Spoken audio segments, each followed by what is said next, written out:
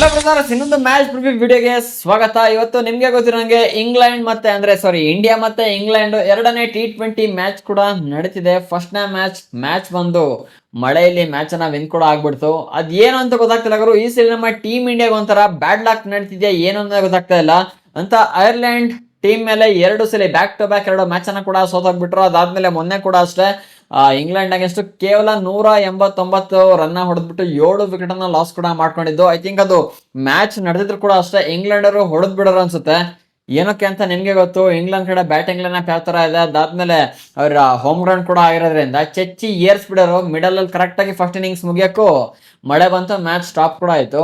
ನಿಜವಾಗ್ಲೂ ಒಂದು ಚೂರು ಅರ್ಥ ಆಗ್ತಾ ಇಲ್ಲ ಯಾಕೆ ಟೀಮ್ ಇಂಡಿಯಾ ಈ ತರ ಆಗ್ಬಿಡ್ತು ಅಂತ. ಈ ಕಡೆ ಸಂಜು ಸ್ಯಾಮ್ಸನ್ ಕೂಡ ಅಷ್ಟೇ ಲಾಸ್ಟ್ ಮ್ಯಾಚ್ ಅಲ್ಲಿ 7 ಬಾಲನ್ನ ವೇಸ್ಟ್ ಮಾಡಿ ಕೇವಲ ಒಂದೇ ಒಂದು ರನ್ ಹೊಡೆದಿದ್ದು.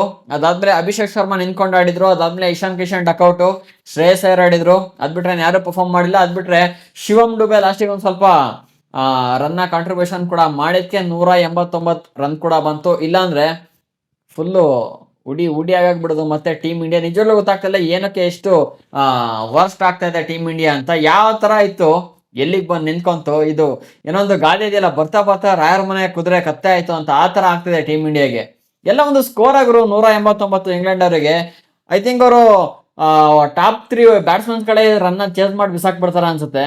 ಆ ಲೆವೆಲ್ ಬ್ಯಾಟ್ಸ್ಮನ್ಸ್ ಗಳು ಕೂಡ ಇದಾರೆ.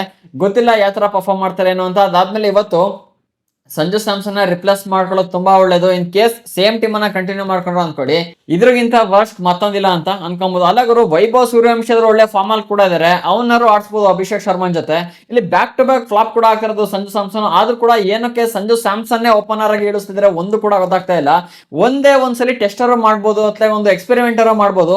ವೈಭವ್ ಸೂರ್ಯವಂಶಿ ಅಭಿಷೇಕ್ ಶರ್ಮಾ ಒಂದು ಡುವೋ ಇಳಿಸ್ಬಿಟ್ರೆ ಯಾವ ತರ ಪರ್ಫಾರ್ಮ್ ಮಾಡ್ತಾರೆ ಅಂತ ನೋಡ್ಬೇಕು. ಅದ್ ಬಿಟ್ಕೊಂಡಿರೋ ಯಾವಾಗ್ಲೂ ಕೂಡ ಸಂಜು ಸ್ಯಾಮ್ಸನ್ ಅಭಿಷೇಕ್ ಶರ್ಮಾ ಓಪನರ್ ಆಗಿ ಇಳಿಸ್ತಾರೆ ಅಂದ್ರೆ ಒಂದು ಚೂರು ಗೊತ್ತಾಗ್ತಿಲ್ಲ. ಹಾಗೆ ತುಂಬಾ ದೊಡ್ಡ ಲೆಜೆಂಡ್ಸ್ ಗಳಲ್ಲಿ ಸಜೆಸ್ಟ್ ಕೂಡ ಮಾಡ್ತಿದ್ರೆ ವೈಭವ್ ಸೂರ್ಯವಂಶನ ಇಳಿಸ್ಕೊಳ್ಳಿ, ಆಡ್ಸಿ, ಬೆಸ್ಟ್ ಇರುತ್ತೆ ಅಂತ. ಅದ್ರಲ್ಲಿ ಕೇಳ್ಬೇಕಲ್ಲ ಕೋಚು, ಏನು ಅಂತ ಗೊತ್ತಾಗ್ತಿಲ್ಲ. ಏನು ಮಾಡ್ಕೊಂತಾರೋ ಏನೋ ಅಂತ ಗೊತ್ತಾಗ್ತಿಲ್ಲ. ಹಾಗಾಗಿ ನೋಡ್ಬೇಕು ಇವತ್ತು ವೈಭವ್ ಸೂರ್ಯವಂಶಿ ಆಡುವ ಒಂದು ಚಾನ್ಸಸ್ ಜಾಸ್ತಿ ಕೂಡ ಇದೆ. ಆಫ್ಟರ್ ಟಾಸ್ ನಮ್ಗೆ ಇದು ಕನ್ಫರ್ಮ್ ಕೂಡ ಆಗುತ್ತೆ. ಇವತ್ತಿನ ವಿಡಿಯೋದಲ್ಲಿ ಒಂದೊಂದಾಗೆ ನೋಡ್ತಾ ಹೋಗೋಣ. ಪಿಚ್ ರಿಪೋರ್ಟ್ ಯಾವ ತರ ಇದೆ, ಪ್ಲೇಯರ್ ಕಂಡೀಷನ್, ಅದಾದ್ಮೇಲೆ ಇವತ್ತು ಕೂಡ ಅಷ್ಟೇ ಫಸ್ಟ್ಗೆ ಹೇಳ್ಬಿಡ್ತೀನಿ, ಮಳೆ ಬರುವ ಚಾನ್ಸ್ ಕೂಡ ಇವತ್ತು ಕೂಡ ಇದೆ ಗುರು. ಮ್ಯಾಚ್ ಹೆಂಗಾಗುತ್ತೆ ಗೊತ್ತಿಲ್ಲ. ಲಾಸ್ಟ್ ಮ್ಯಾಚ್ ಆಗ್ಬೇಕಾದ್ರೆ ಸುಮಾರು 60% ಚಾನ್ಸ್ ಕೂಡ ಇತ್ತು ಮಳೆ ಬರೋದು. ಈ ಮ್ಯಾಚ್ ಅಲ್ಲಿ ಕೂಡ ಅಷ್ಟೇ ಸುಮಾರು 57% ಚಾನ್ಸ್ ಇದೆ ಮಳೆ ಬರೋದು. ಮತ್ತೆ ನಿಂತೋಯ್ತು ಅಂದ್ರೆ ಮ್ಯಾಚ್ ಮತ್ತೆ ಅಬೌಂಡ್ ಆಗೋಗೋ ಲಕ್ಷಣ ಕೂಡ ಕಾಣುತ್ತೆ. ನೋಡೋಣ ಹೇಗಾಗುತ್ತೆ ಏನು ಅಂತ. ಸಂಜೆ 6 ಗಂಟೆಗೆ 7 ಗಂಟೆಗೆ ಮ್ಯಾಚ್ ಕೂಡ ಸ್ಟಾರ್ಟ್ ಆಗ್ತಾ ಇದೆ, ಅಂದ್ರೆ ಇಂಡಿಯನ್ ಟೈಮಿಂಗ್ಸ್ ಅಲ್ಲಿ ಹೇಳ್ತಾ ಇದೀನಿ. ನೋಡ್ತಾ ವಿಡಿಯೋ ಲಾಸ್ಟ್ ತನಕ ನೋಡಿ. ಚಾನಲ್ ಸಬ್ಸ್ಕ್ರೈಬ್ ಮಾಡಿದ್ರೆ ವಿಡಿಯೋ ನೋಡ್ತಿದ್ದೀರಾ ಅಂದ್ರೆ ಬೇಗ ಸಬ್ಸ್ಕ್ರೈಬ್ ಮಾಡಿ, ನೋಟಿಫಿಕೇಶನ್ ಆಲ್ ಮಾಡ್ಕೊಳ್ಳಿ. ವಿಡಿಯೋಗೆ ಲೈಕ್ ಹಾಕಿಲ್ಲ ಅಂದ್ರೆ ಹಾಕಿ ಒಂದು ಲೈಕ್ ಅನ್ನ. ಇವತ್ತಿನ ಮ್ಯಾಚ್ ನಡೀತಿರೋದೆ ಓಲ್ಡ್ ಟ್ರಾಫರ್ಡ್ ಪಿಚ್ ಅಲ್ಲಿ ಮ್ಯಾಚ್ ಕೂಡ ನಡೀತಿದೆ. ಹೋದ್ಸಲಿ ಮ್ಯಾಚ್ ನಡೆದ ಚಿಸ್ಟರ್ಲಿ ಅಂತ ಒಂದು ಪಿಚ್ ಇದೆಯಲ್ಲ, ಅದು ನೆನ್ಪಿಡ್ಕೊಳ್ಳೋದೇ ಕಷ್ಟ ಆಗ್ಬಿಡುತ್ತೆ.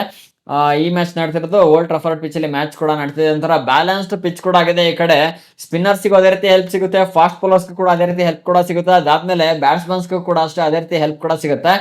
ಏನಿಲ್ಲದ್ರು ಕೂಡ ಈ ಒಂದು ಪಿಚ್ ಅಲ್ಲಿ ಫಸ್ಟ್ ಇನ್ನಿಂಗ್ಸ್ ಅಲ್ಲಿ 170+ ರನ್ ಆರಾಮಾಗಿ ಎಕ್ಸ್ಪೆಕ್ಟ್ ಕೂಡ ಮಾಡೋದು. ಮತ್ತೆ ರೀಸೆಂಟ್ T20 ಬ್ಲಾಸ್ಟ್ ಆಯ್ತಲ್ಲ, ಅದರಲ್ಲಿ 208 ನಿಯರ್ ಫಸ್ಟ್ ಇನ್ನಿಂಗ್ಸ್ ಸ್ಕೋರ್ ಕೂಡ ಬರ್ತಾ ಇದೆ. ನೋಡೋಣ ಇವತ್ತು ಬ್ಯಾಟಿಂಗ್ ಫಸ್ಟ್ ಮಾಡೋರ್ಗೆ ಒಂದ್ ಕಡೆ ಅಡ್ವಾಂಟೇಜ್ ಕೂಡ ಇರುತ್ತೆ, ಮತ್ತೆ ಚೇಸಿಂಗ್ ಮಾಡೋದು ಕೂಡ ಅದೇ ರೀತಿ ಅಡ್ವಾಂಟೇಜ್ ಕೂಡ ಸಿಗುತ್ತೆ. ಅದಾದ್ಮೇಲೆ ಇನ್ನೊಂದೇನು ಅಂದ್ರೆ ಈ ಪಿಚ್ ಅಲ್ಲಿ ಸ್ಟಾರ್ಟಿಂಗು ಪೇಸರ್ಸ್ಗೆ ಸ್ವಲ್ಪ ಹೆಲ್ಪ್ ಕೂಡ ಸಿಗುತ್ತೆ, ಒಳ್ಳೆ ಸ್ವಿಂಗ್ ಕೂಡ ಆಗುತ್ತೆ.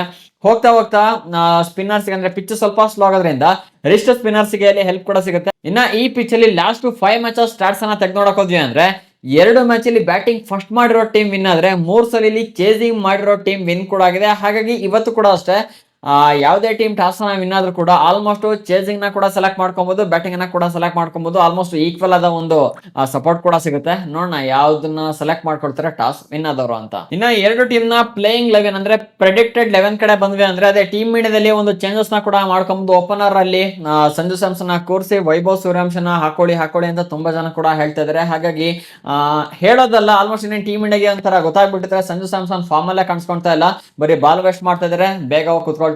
ಹಾಗಾಗಿ ಆ ಜಾಗಕ್ಕೆ ಇವತ್ತು ಸೂರ್ಯವಂಶನ ಆಡ್ಸ್ಬೋದು ಅಂತ ಓಪನ್ ಕೂಡ ಇಟ್ಕೊಂಡಿದ್ದೀನಿ. ನೋಡೋಣ ಯಾವ ತರ ಮಾಡ್ಕೊಳ್ತಾರೆ ಏನೋ ಅಂತ. ಅದ್ಬಿಟ್ರೆ ಇನ್ನೇನು ಕೂಡ ಚೇಂಜಸ್ ಆಗೋದಿಲ್ಲ ಅನ್ಸುತ್ತೆ.